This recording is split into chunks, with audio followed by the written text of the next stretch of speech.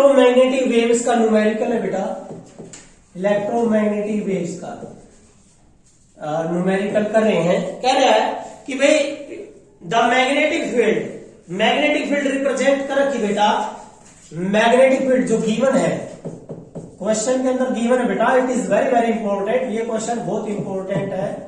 ये दिया है कि B Y is equal to, that is equal to 2 into 10 की पावर 7, 2 इंटू 10 की पावर माइनस 7, 2 इंटू 10 की power minus 7, and that is the sine, and here 0.5 into 10 की power 3, that is x, ये x है बेटा, and plus 1.5 and that is 10 की power 11 and that is t, और ये आ गया बेटा, और that is the unit of tesla, unit क्या बेटा, टेस्ला।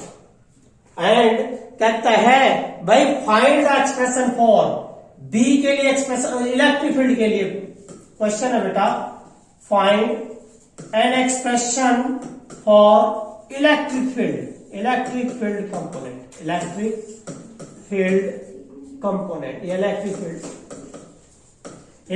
फील्ड वेक्टर के लिए निकाल लो बेटा। आपने पता है ये तो मैग्नेटिक फील्ड दे रखा, या वेव किस में चल रही है, पहले दोनों बताओ किस में, प्लस एक्स में या माइनस एक्स में? माइनस एक्स में है, क्योंकि यहाँ प्लस है बेटा।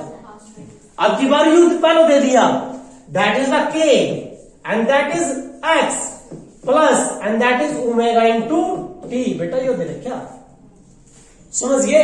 तो आपने पता ही है ये वाई में है, वेव किस में चल रही, एक्स में, तो कंपोनेंट किस में पाओगा, जेड में, क्योंकि एक कंपोनेंट वाई में तो दूसरा जेड में। तो बी जेड बराबर क्या मिलेगा आपको, बी नॉट, सेम साइन रियाज इट इज बेटा 0.5 10 की पावर 3 एक्स प्लस 1.5 10 की power 11 T, and that is ये कौन सा कंपोनेंट है बेटा, ये तो सॉरी इलेक्ट्रिक फील्ड काटना था ना आपने, एक सेकंड बेटा, इलेक्ट्रिक फील्ड कंपोनेंट निकालना है। तो इलेक्ट्रिक फील्ड कंपोनेंट के लिए आपने यूज करना बेटा, क्या था इलेक्ट्रिक फील्ड के लिए, क्या होता है बेटा, E किस में आएगा, Z में, इज इक्वल टू क्या आएगा बेटा, E नॉट, ठीक है बेटा।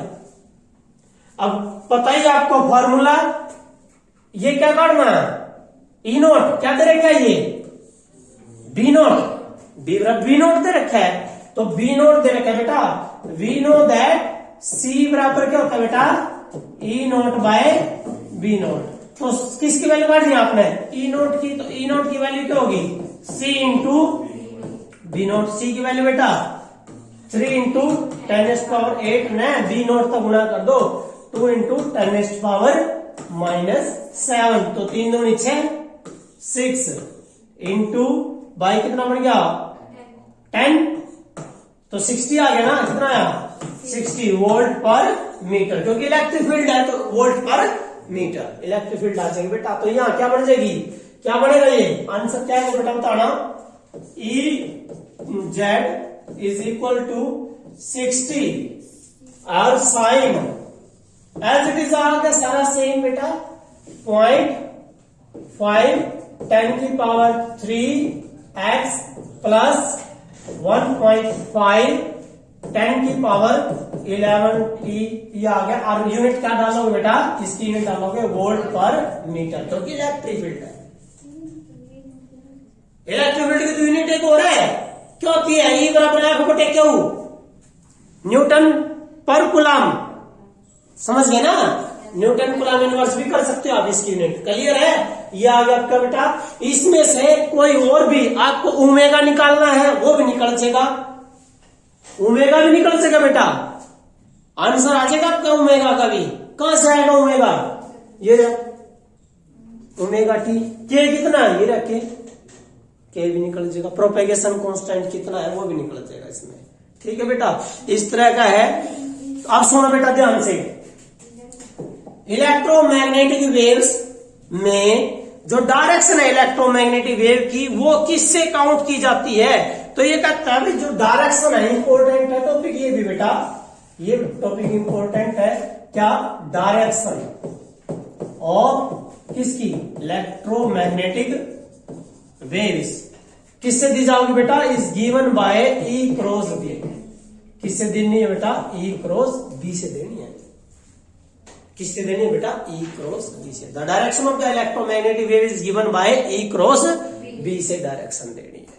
क्लियर है? अब ये कहता है कि भाई इलेक्ट्रोमैग्नेटिक वेव्स में बेटा आपको पता होना चाहिए, यदि वो कहता है एक्स में चल रही है, क्या ये पॉसिबल होता है इलेक्ट्रोमैग्नेटिक वेव के लिए? कहता है क्या ये पेयर पॉसिबल हो सकती है कि जैसे कि दे दिया ई एक्स और बी वाई, ठीक है, और वेव चल रही है, इलेक्ट्रोमैग्नेटिक वेव्स जो है बेटा प्रोपेगेट कर रही है along x axis.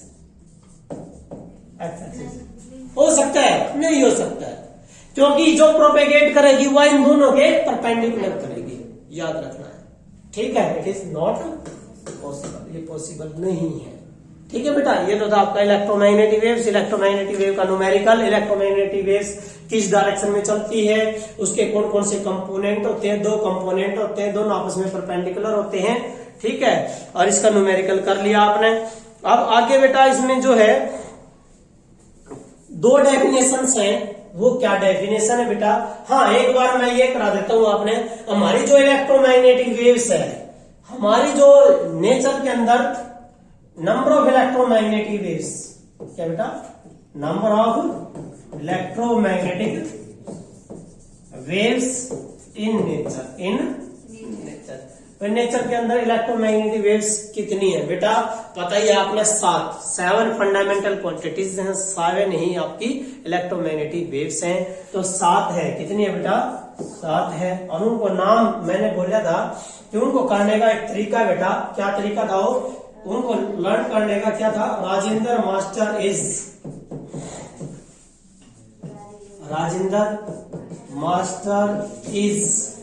Very unique, yes very unique halogen. और हैलोजन को आप केमिस्ट्री में किससे रिप्रेजेंट करते हो बेटा? एक्स से। Halogen group element, halogen group element. सिर्फ ये 7, number 1 this, number 2 this, number 3, number 4, number 5, number 6, number 7, सिर्फ 7 है बेटा ये इलेक्ट्रोमैग्नेटिक वेव्स। कैसे अरेंज करोगे?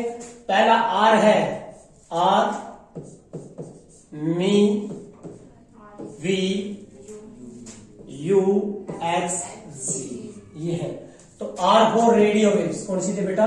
Radio waves. M for microwaves और I for infrared and V for visible. और विजिबल में खुद कितनी है? 7। वो कौन सा था? विदग्योर, यस, ठीक है। और ये क्या बेटा? Ultraviolet and that is the X-ray and that is gamma. क्या बेटा? ये गामा रेज, ये गामा रेज है। ये किस ऑर्डर में है? Increasing order of frequency. क्या बेटा? Increasing order of frequency and decreasing order of wavelength. क्योंकि फ्रीक्वेंसी और वेवलेंथ एक दूसरे के उल्टे होते हैं। न्यू इक्वल टू क्या होता है? C by lambda. Nu equal to C by lambda होता है। यदि ये ज्यादा तो ये कम हो जाएगा। तो ये याद रखना है। R for radio waves, M for microwaves, infrared, visible और अल्ट्रावायलेट, एक्सरे और गामा रे। तो इसका मतलब सबसे एनर्जी ज्यादा किसकी है? गामा रेज की है, ठीक है ना।